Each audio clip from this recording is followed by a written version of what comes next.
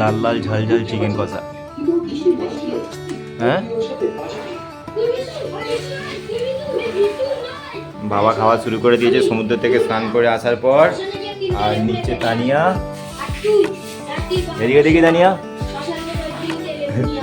আর এখানে হয়েছে রাত্রেবেলার জন্য বেশি করে চিকেন রেখে দেওয়া হয়েছে, এটা রাতের বেলা।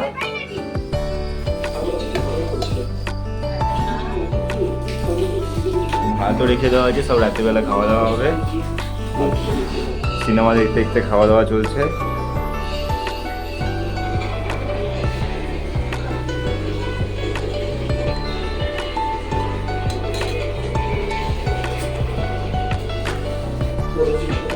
রান্নাটা কেমন হয়েছে? টেস্ট ভালো হয়েছে? হ্যালো এভরিওয়ান, আজকে পুরীতে আমাদের ডে 4। তো আজকে লাঞ্চের পর আমরা যাব গুপ্ত বৃন্দাবন আর সমুদ্র আর নদীর মিলিত হচ্ছে মোহনাতে। হ্যালো এভরিওয়ান, তো আমি একটু সাজুগুজু করে নিয়েছি আর এখন একটু বেরোবো, ঘুরতে বেরোবো। তো গুপ্ত বৃন্দাবন আর মোহনা এগুলোতে ঘুরতে যাবো। তো মোটামুটি রেডি হয়ে নিয়েছি, তো চলো ঘুরতে গিয়ে দেখা। হোটেল থেকে বেরিয়ে মেন রোডে এসে দেখবেন যে অটোগুলো থাকে বা টোটোগুলো থাকে, সেগুলো ভাড়া করতে পাওয়া যায়। গুপ্ত বৃন্দাবন আরও অনেক জায়গা আছে যেগুলো ঘুরতে নিয়ে যায় ওরা। তো আমরা বেরিয়ে ওখানে মোটামুটি একটা দামাদামি করে নিলাম। ওরা 300 টাকা 400 টাকা ওরকম বলে থাকে। তো আমাদের অটো ভাড়া মোটামুটি 200 টাকা নিয়েছিল। এটা হচ্ছে নদী আর সমুদ্রের যে মিলন হয়েছে, মোহনা যেটাকে বলছি। তো এখন সেখানে যাচ্ছি। আমার ভয়েস শুনতে হবে কি বোঝা যাচ্ছে না, পরে হয়তো রেকর্ড দিতে হবে।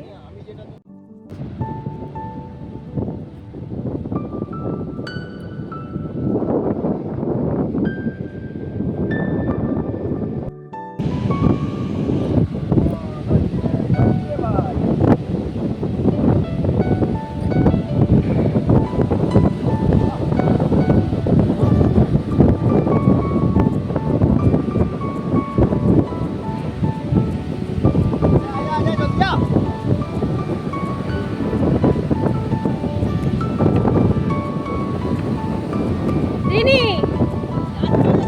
দাঁড়াও দাঁড়াও।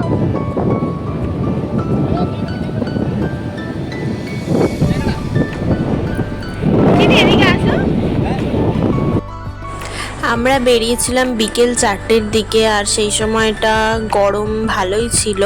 কিন্তু এই সমুদ্রের পাড়ে এত হাওয়া দিচ্ছে, এত হাওয়া দিচ্ছে কি বলবো। তো চুল ফুল পুরো উড়ে গিয়ে একদম চুলে জট পাকিয়ে যাওয়ার মতো অবস্থা। আর এই সমুদ্রের পাড়ে বালির মধ্যে কিছু কাঁকড়া, মানে কিছু না অনেকই কাঁকড়া। আর যখনই আমরা যাচ্ছি কাঁকড়াগুলো এত স্পিডে গর্তের মধ্যে ঢুকে যাচ্ছে যে দেখাবো ভিডিওতে দেখাতেই পারছি না। এখানে চলে চলে এসো।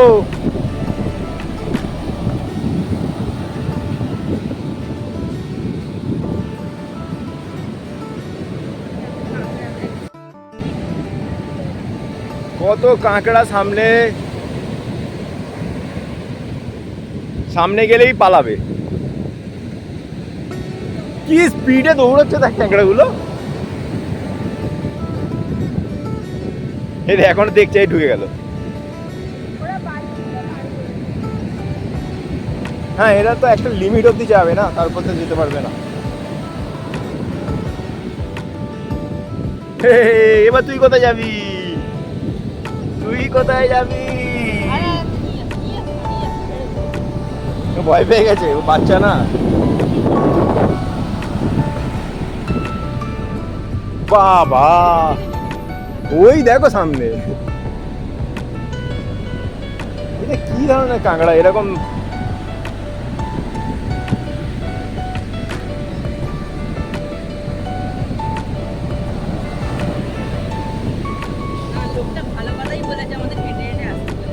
হ্যাঁ, এ লোক,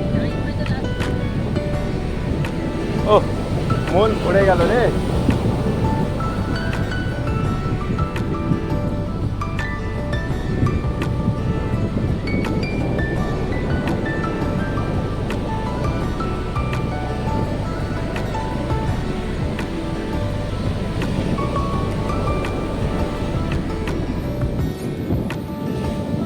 বাপি বললে আমিও যাব। মিনি বাপি বলে আমিও যাব, মা একা হয়ে যাচ্ছিল।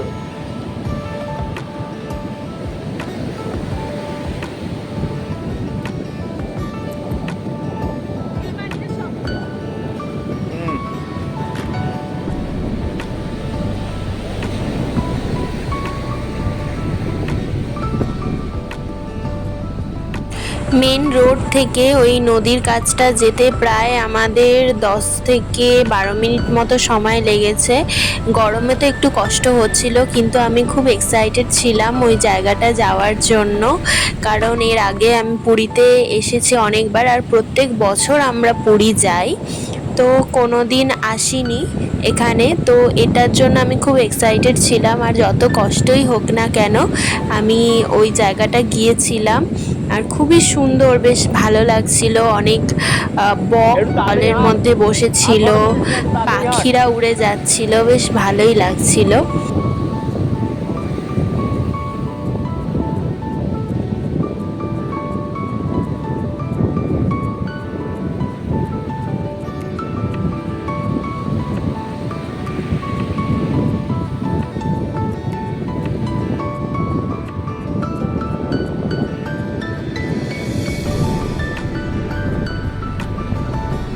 ও কি ভিউ, কি ভিউ দেখ।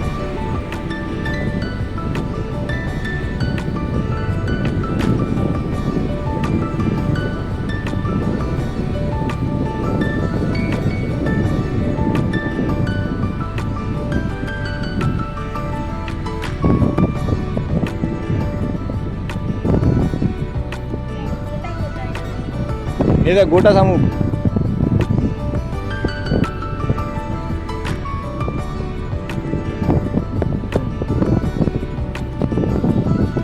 নিবি কেন?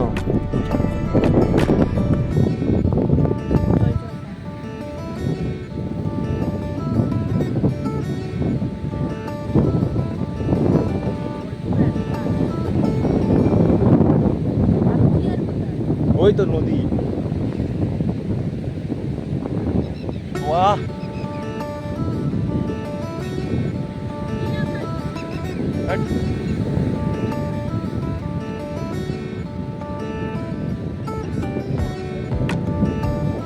না ভাই ফুল পয়সা ওষুধ এটা। নদী সমুদ্রে মিলিত হচ্ছে না, এই তো নদীটা।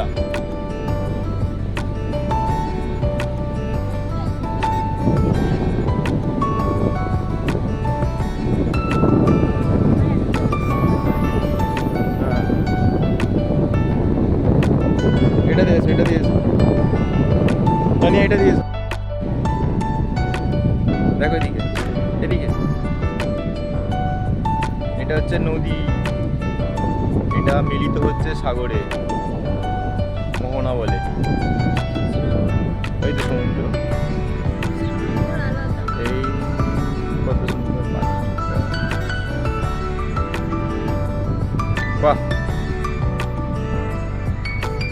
ভালো ভালো পাখিও দেখা। আবার এখন ভাটার সময়, যার জন্য এটা আর জল কম আছে, ওই জন্য। তো আমরা নদীর পাড় আর সমুদ্রের পাড় একসাথেই বলা যেতে পারে ওটাকে। তো আমাদের মোহনা ঘোরা হয়ে গেল, এখন আমরা যাচ্ছি গুপ্ত বৃন্দাবনের দিকে। এখান থেকে প্রায় অটোতে 10-15 মিনিট মতো লাগে মোহনা থেকে। আর অনেকটা অলি গলির মধ্যে, চারিদিকে গাছপালাও রয়েছে। আর এখানে না হোটেল হচ্ছে, অনেক নতুন নতুন হোটেল তৈরি হচ্ছে। আজ থেকে প্রায় আমার মনে হয় 2-3 বছর পর এই সমুদ্র আর নদী মিলনের এই জায়গাটাতে তো অনেকেই হয়তো রুম ভাড়া নিয়ে থাকতে শুরু করবে, কারণ এই জায়গাটা না খুব নিরিবিলি, বেশ সুন্দর, ভালো লাগছে। আর এখানে দেখো গুপ্ত বৃন্দাবনের প্রায় ওই জায়গাটা এসেই গেছি কাছাকাছি। তো এই চারিপাশে অনেক গাছ রয়েছে, যেগুলো অটোর যে অটো কাকু ছিল, ওই কাকুটা বললেন যে ওগুলো নাকি কাজু বাদামের গাছ। তা এখন সিজন যেহেতু নেই, তাই কাজু বাদাম হয়নি। তো তোমাদের আমি দেখাচ্ছি কোনগুলো কাজু বাদামের গাছ বলছে।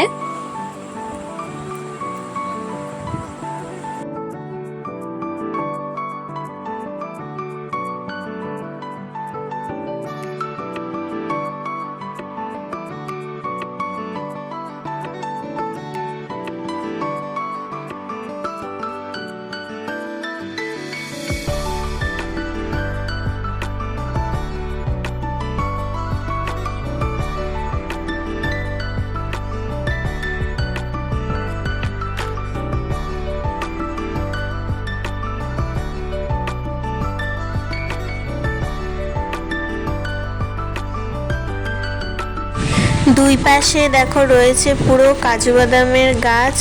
এই দেখো এইগুলো কাজু বাদামের গাছ রয়েছে। এখানে কাকু একটু আস্তে আস্তেই অটো চালাচ্ছিল, তো আমি ভিডিও করছিলাম ওগুলো। এগুলো দুই পাশে পুরো কাজু বাদামের গাছ ভর্তি। আর এখানে একটা জিনিস দেখলাম, ক্যাকটাস গাছও রয়েছে, আর ক্যাকটাস গাছে ফুলও ফুটেছে, কি সুন্দর।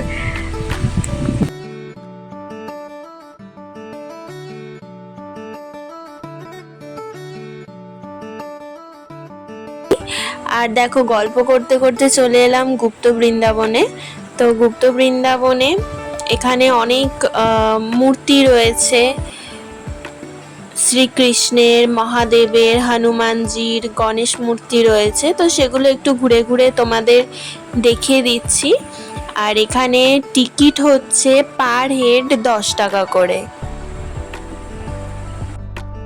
আর অনেকটাই ঘুরতে হবে, এখানে দেখার মতো অনেক কিছুই জিনিস আছে, আর অনেকটা সময় হাতে করে নিয়ে আসতে হবে। আর হচ্ছে সকালের দিকে যদি আসেন তো তাহলে ভিড়টা কম পাবেন, মানে মোটামুটি ফাঁকাই থাকে, অনেকটাই ফাঁকা থাকে।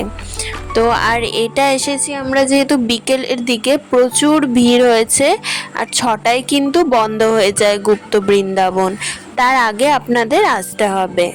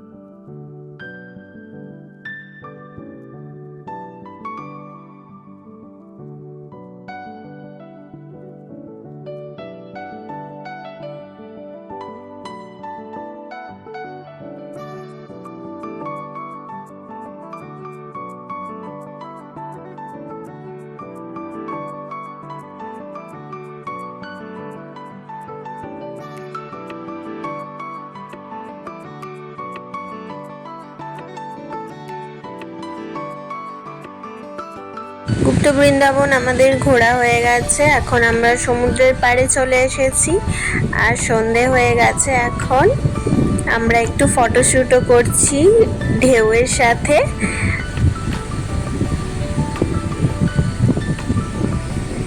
এখানে অনেক কচিকাচারাও আছে যারা সমুদ্রে যে ঢেউ হচ্ছে, অনেকে ভয় পাচ্ছে, অনেকের ভালোও লাগছে।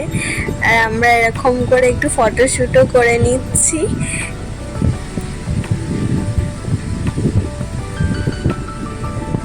তারপর বললাম যে খুব গরম লাগছে, তো একটু আইসক্রিম খাবো। আমাকে আইসক্রিম খাওয়ালো। এখানে অনেক অ্যালুমিনিয়ামের বাসনের দোকানও রয়েছে, তো আমি দুটো ছোট ছোট টিফিন বক্স নিয়েছি।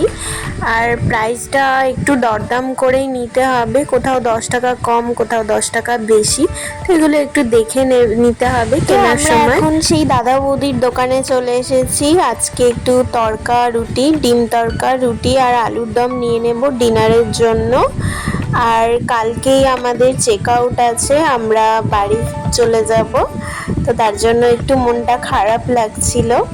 আর এই দাদা বৌদির দোকানে তো আগেই বলেছি দারুণ টেস্ট, আর রুটিটাও খুব ভালো খেতে, যেহেতু আশীর্বাদ আটার।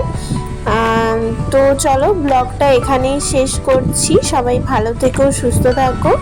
নেক্সট ব্লগে আবার দেখা হবে। টাটা।